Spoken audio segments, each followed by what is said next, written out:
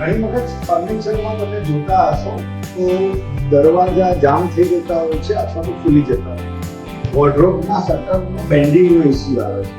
આ પ્રોડક્ટ પર જે પ્રોબ્લેમ આવી રહ્યો છે એમાં પ્રોડક્ટ કરતાં એના રો મટીરિયલનો પ્રોબ્લેમ. તો અમારું સજેશન એવું છે કે ઇન્ડિયન લેધરમાં બોઇલિંગ વોટરપ્રૂફ અથવા તો બોઇલિંગ પ્રૂફ BWP ગ્રેડ તમે વાપરી શકો છો, જેના કારણે તમારા ફર્નિચરમાં આવા પ્રોબ્લેમ ના આવી શકે. આગળથી જો તમે કોઈ બી રો મટીરિયલ પરચેસ કરો છો તો અમારી એવી સલાહ છે કે તમે BWR ગ્રેડ અથવા તો BWP ગ્રેડ યુઝ કરો અને તમારા ફર્નિચરને લોંગ લાસ્ટિંગ સમય સુધી સેફ રાખો. ઘણી વખતે રો મટીરિયલના કારણે પ્રોબ્લેમ આવતા હોય છે.